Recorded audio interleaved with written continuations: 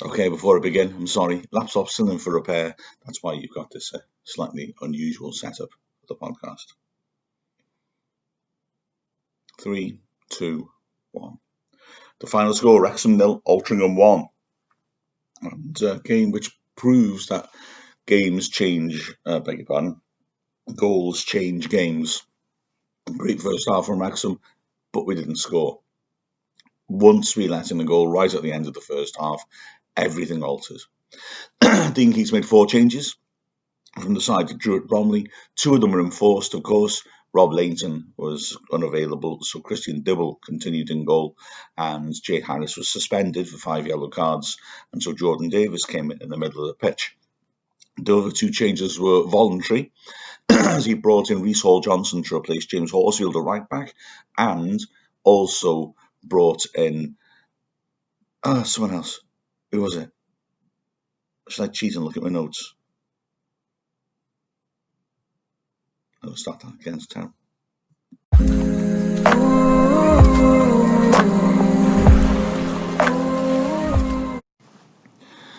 The final score: Wrexham 0, Altrincham 1, a game that proves the truism that goals change games.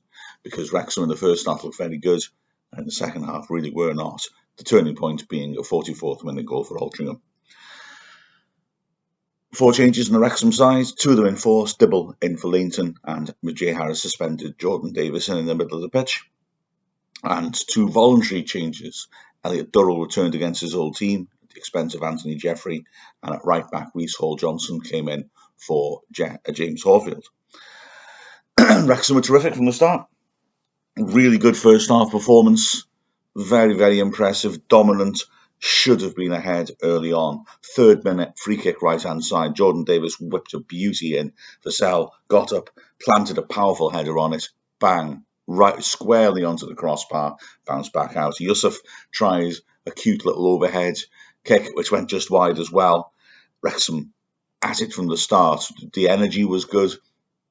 The interplay was nice. The wide players would come narrow and create space for the fullbacks to drive forwards into, and some really good quality balls were coming. Rutherford was ripping great balls in from the right-hand side. Yusuf kept attacking them, not quite getting there. You sort of felt you wished that Kwame Thomas was the one attacking them, to be honest. But it was terrific, good tempo, and Altrincham just couldn't string passes together, couldn't keep possession. 3 minutes later, a free kick in the same spot was whipped in by Davis. It's cleared. Young did well to hook the ball back in, and Thomas did well from about 15 yards to, on the turn, drive it towards goal. He was unlucky because it was too straight and straight at the keeper either side, and the goalie would have had problems. Then Durrell with a free kick. Swept in. Kelleher, free header 6 yards out, put it over, should have scored, in all honesty. Both our centre-backs at the moment are really good at getting on the end of set pieces, but aren't finishing. That's after 10 minutes. After 10 minutes, both centre-backs have missed great opportunities in the box. We really should have been ahead. And we continued in that vein. Thomas with a nice layoff. Durrell swinging in a great early cross on the left-hand side. Yusuf looked offside, but the flag stayed down, and he just couldn't reach it. If he reaches it, he scores. He's all on his own in front of goal. And then Durrell cutting inside, an excellent run, and then driving in a shot from 25 yards, which just missed the top right corner. Durrell looked very key in the first half to score a wonder goal against his old side, and had a few shots from distance. Then Altrincham had a spell about halfway through the first half where they started to put some pressure on. Generally, they were finding it difficult when they got the ball at the back to break through Wrexham's midfield.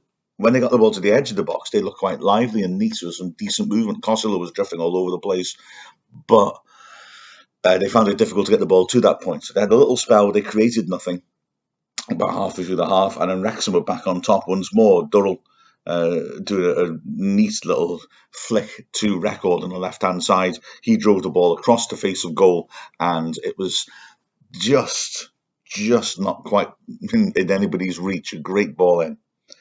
And then came the sucker punch. 44th minute, Altrincham get a corner and stood up to the far post, and their skipper, Richie Sutton, headed it back across the face of goal. Young on the near post, jumping up, couldn't get enough of his head on it, and it went off the top of his head and into the roof of the net.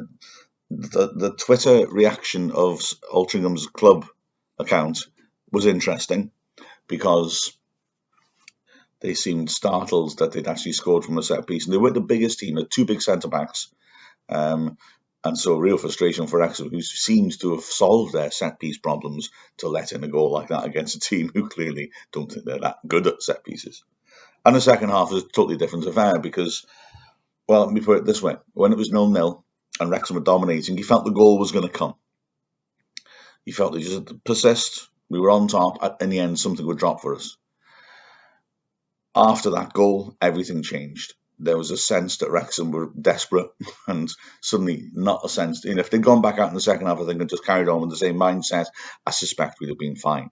But goals, as I said, change games, and so they couldn't do that. It all got a bit desperate. They were hurrying moves, and the neat, intricate passing and movement that we saw in the first half was gone. And we didn't really threaten enough. Hancock, just after the break, as Altrincham started the second half, had a powerful 25-yard shot, but Dibble was able to get across and hold it high up to his right. Then there was a nice, neat break, and again it was Hancock from 18 yards out, driving a shot just wide of the right post. Wrexham roused themselves and started making half chances. Durrell made an excellent tackle to feed Thomas, and he slid in Yusuf one-on-one, it appeared. But it was strange, usually in those situations you think that the pass has forced the player too wide.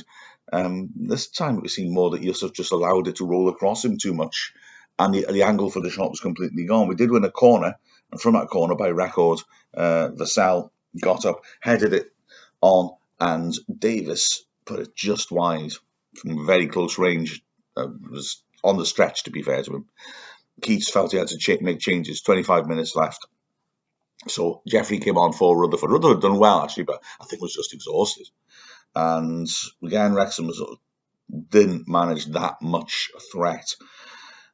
Altrincham at the corner, which was... Wrexham making part of a corner, but Costello broke down the right-hand side. Young did brilliantly to get across and tackle him, but then Costello seemed to foul him, and Young couldn't get to the second ball. Senior, the right back, charging up the flank, got onto it, surged into the box down the right channel and smashed a powerful shot. Dibble did well to stand up at his near post and make sure that he saved it. And then around 15 minutes left, Wrexham roused themselves with one final proper effort. It started off with Kwame Thomas on the edge of the box, turning well and driving a good shot in. Good save by Thompson, and got down low on the stretch and managed to get his hand to it. But he pushed it out into the path of Durrell, who had open goal tap in. And then, remarkably, Thompson somehow managed to spring and knock the ball away from Durrell at full stretch. It was like a cat playing with a toy. It was brilliant reflexes by him. It ended up as a corner. That corner was swept in, and Kelleher rose about 8 yards out and made good contact on it, but headed it down onto his mark, and it span away for another corner. That corner was swept in. And at the far post, Davis, attacking it, headed the ball wide. It was a good chance, but there were players behind him, and I wondered whether if he'd got a shout, it would have been a simple finish. And that was it. We huffed and we puffed, and we didn't threaten to break Altrincham down. We made a couple of changes with 2 minutes left. Jarvis coming on for Durrell and Bickerstaff coming on for Yusuf, but it was too late. There was a strange incident in added time where Thomas went down off the ball in the box. Nobody seems to be complaining about anything, and he was hobbling horribly. He came back out and finished the match admirably, but let's hope he hasn't done any damage to himself. And that was that. We went out with a whimper. Individual performances, Dibble did fine, couldn't help the goal, made a good save in the second half, but the only thing he really had to do. And had good hands at that shot I mentioned in the first half. It was at the start of the second half, sorry. Defence was fine. I mean, Altrincham didn't really create chances in open play until, we were chasing the game and leaving gaps. The centre-backs were perfectly solid, plus they didn't take the chances at the other end. Hall Johnson did well coming in for Horsfield, I thought. He used his pace getting forwards, and he was good defensively. He won the battle with Coldclough, who was substituted in the end. And Record did fine getting forwards, put some good set pieces in.